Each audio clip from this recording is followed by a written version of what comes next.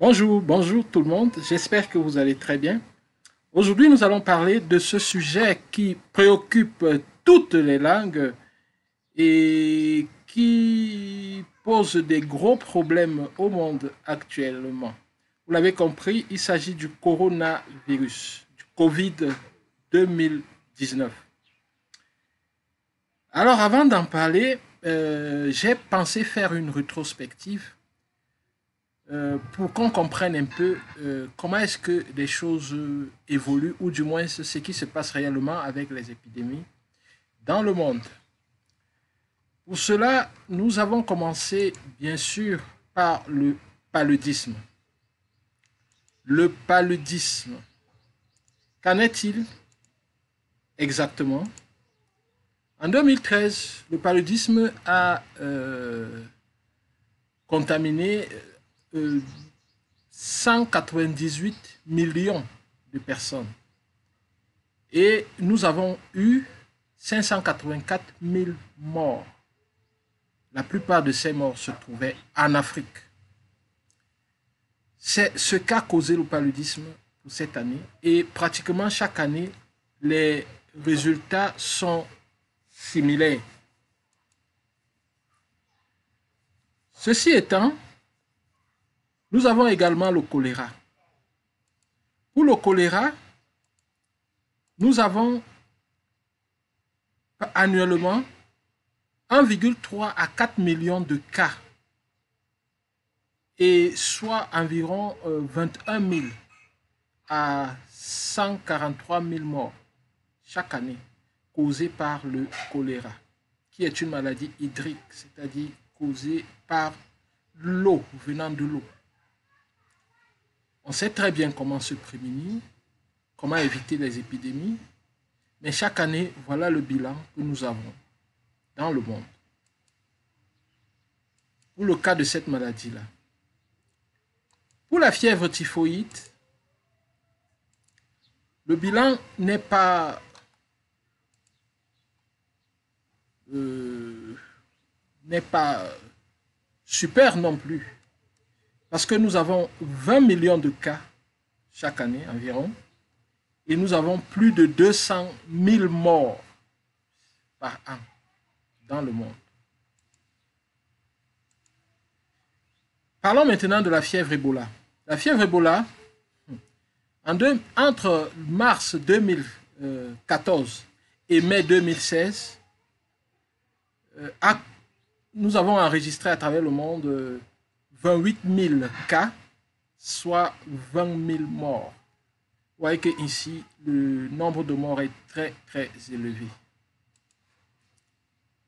Par contre, le coronavirus qui se vit actuellement a causé jusqu'à présent 550 530 cas contagion et 24 903 morts. Voyez un peu. Donc, nous avons eu seulement 128 701 une guérison à l'heure où j'enregistre la vidéo, c'est-à-dire le 27 mars 2020. Voilà le bilan mondial de la pandémie. Vous pourrez facilement comparer avec ce qui s'est passé pour les autres cas, c'est-à-dire 200. Vous voyez, par exemple, lorsque je parlais du paludisme, 500, disons 6 000 morts pour le paludisme. Pour le choléra, disons 150 000 morts.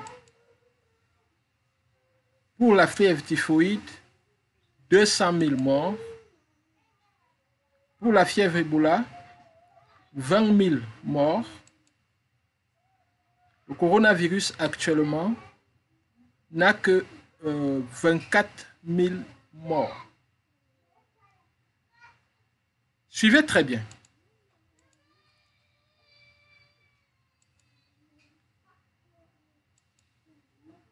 Paludisme, 584 000 morts annuellement, la plupart en Afrique. Donc pratiquement 600 000 morts. Le choléra, disons 150 000 morts annuellement. Typhoïde, 200 000 morts.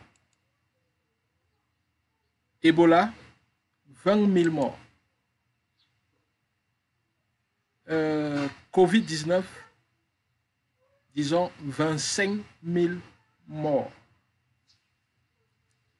C'est vrai pour le Covid-19, ce nombre de morts, c'est en 3 mois. Et ça ne cesse d'augmenter. Donc, pratiquement, disons, janvier, février et mars, voilà le nombre de morts. Donc, s'il faut regarder ce qui va se passer annuellement, durant toute l'année, supposons qu'on multiplie juste ce nombre de 25 000 morts par, si c'est 3 mois, par 4, ça va faire 100 000 morts. 100 000 morts. Voyez, 100 000 morts. Regardons ce qui se passe pour le paludisme. Le paludisme, nous sommes à 600 000 morts chaque année. Or, si on multiplie les chiffres de Covid pour 3 mois par 4, nous serons à 100 000 morts. 100 000 morts. Par contre, cette épidémie est en train de terrasser les géants. C'est l'une des raisons pour lesquelles c'est devenu très, très sérieux. Vraiment sérieux. Par contre, où est-ce qu'elle touche ces différentes épidémies? Où est-ce qu'elle touche? Pour le cas de la malaria, voilà la carte. Vous voyez ici, nous sommes là en Afrique, en Asie.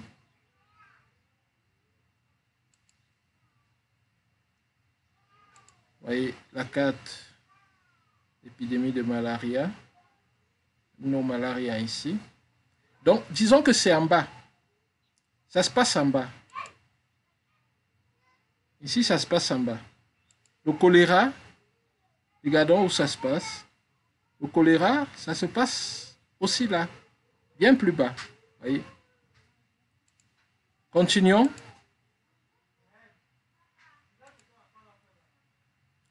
Ebola. Ebola là, carrément, c'est l'Afrique.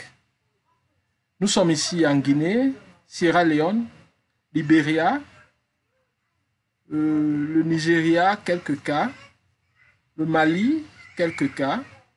Mais par contre, ça se passe là, en Afrique, vous voyez. On prend, voilà où ça se passe le choléra. Voilà. Au Sénégal, des cas isolés, voisins de la Guinée. Voyez. Donc, c'est toujours en bas, en fait, puisque l'Afrique est en bas de la carte. Maintenant, prenons le Covid. Tac.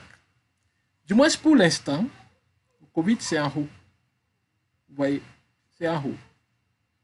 C'est là. Il y a des cas en Afrique, pour l'instant. Je dis bien pour l'instant. On ne sait pas ce qui va se passer demain. Voilà. Maintenant, si on observe très bien cette carte, ici, pour le Covid-19, puisque ce n'est qu'un bilan pour 3 mois, on dirait, nous avons multiplié par 4 pour faire 12 mois de l'année, donc une sorte de projection en supposant que le nombre de morts reste inchangé, c'est-à-dire que reste constant sur un an, supposons cela. Ce qui n'est pas possible parce que ça va diminuer. Donc nous avons exagéré les chiffres.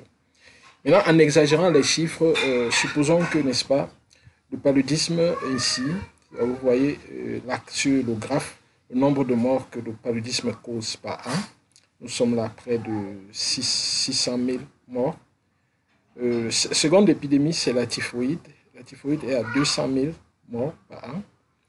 Le choléra, nous sommes dans les près de 180 000 morts.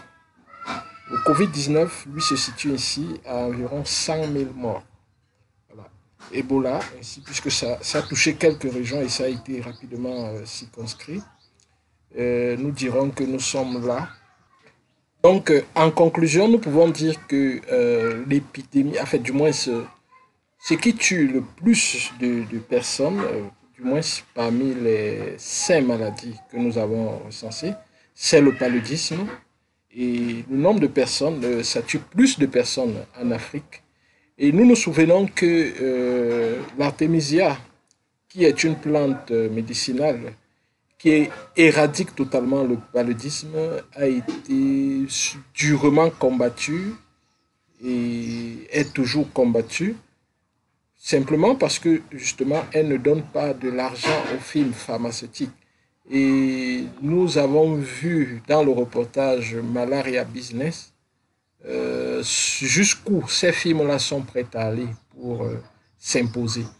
Et nous voyons donc ici la deuxième maladie qui tuerait le plus de personnes, c'est la typhoïde. Et la troisième, c'est le choléra. Donc le Covid-19 ne vient qu'en quatrième position. Le fait que ce soit très médiatisé ne devrait pas nous faire perdre de vue que nous avons nos grands challenges. Mais en fait, le problème aussi, c'est que les chercheurs africains sont là, dorment. On attend des solutions qui viendraient d'ailleurs. Mais avec le Covid-19, chaque pays, chaque maison devrait s'occuper de ces problèmes. C'est ce qui fait que maintenant, nous devons travailler, nous devons contribuer, nous devons voir comment poser notre pierre. Ce biologiste a été reçu en interview par Radio-Canada dans leur téléjournal. Il a donné une citation d'un virologue, d'un professeur d'université. Qu'est-ce qu'il dit? Dans le milieu marin, là il parle des virus, mais dans le milieu marin, quand les ressources sont limitées, qu'est-ce qui se passe quand les ressources sont limitées? Les virus s'attaquent à l'espèce qui est dominante, qui s'approprie toutes les ressources, en vue de recréer un nouvel équilibre. Est-ce que c'est ce qui est en train de se passer avec le Covid-19? Je n'en sais rien. On ne peut pas faire des déclarations à ce stade. Toujours est-il que nous avons eu plusieurs épidémies qui ont ressemblé à celle-ci. Donc, ça, c'est le Covid-19. Le premier cas a été identifié en Chine en décembre 2019, d'où son nom. Le réservoir, il n'est pas encore connu. Par contre, il y a eu une conférence de presse du ministre de la Recherche scientifique du Cameroun où des chercheurs camerounais, je ne sais pas trop sur quoi ils se sont basés, ont déclaré que le réservoir, c'est la chauve-souris. Par contre, en janvier, les chercheurs chinois ont mis les gènes génétiques du Covid-19 en ligne, où ils ont dit que c'était semblable à ce qu'on trouvait sur la chauve-souris. Est-ce que c'est sur ça que nos chercheurs se sont basés? Je n'en sais rien, je ne vais rien dire. La transmission interhumaine est possible. Voilà. Interhumaine, le nombre de cas là, c'est dépassé, donc on ne va pas en parler. Par contre, ici, la transmission interhumaine était limitée pour le MERS, syndrome respiratoire du Moyen-Orient. Premier cas identifié en Arabie Saoudite, ça venait des dromadaires. Le SARS, syndrome respiratoire aigu sévère, premier cas en 2002 en Chine. Réservoir, c'était la chauve-souris. La transmission interhumaine par des contacts rapprochés était possible. 8100 cas ont été enregistrés et près de 800 décès. Et donc, un taux de mortalité de près de 10%. Le rhume, 4 coronavirus sont responsables du rhume. Donc, vous voyez que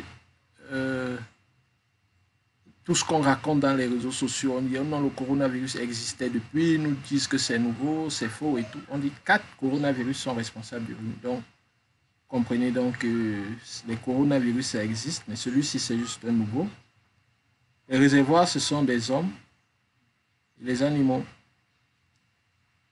La transmission interhumaine avec contact rapproché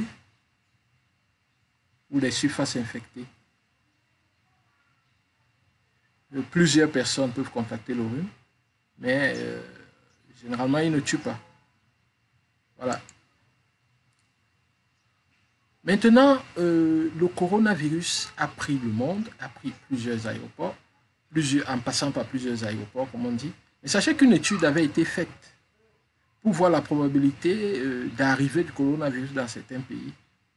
Mais les probabilités étaient faibles, très faibles même, mais il est quand même arrivé et on voit ce que ça cause. Donc, la chloroquine est-elle la solution? Ça sera le but de la prochaine vidéo, à la lumière des explications scientifiques que nous pouvons donner à cela.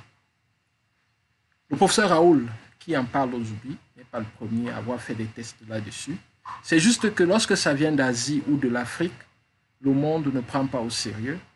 Alors, tout devient comme s'il s'agit du professeur Raoul, c'est lui qui a découvert que la chloroquine peut soigner le coronavirus. Mais non, ça vient d'Afrique, d'Asie, et lui-même l'a dit. Les chercheurs chinois ont commencé par faire des tests là-dessus, et lui-même il le dit tout le temps. Mais bon, on tourne tout vers lui. Sur ce, je vous dis merci, et on se retrouve à la prochaine vidéo sur la chloroquine est-elle la solution miracle. Au revoir.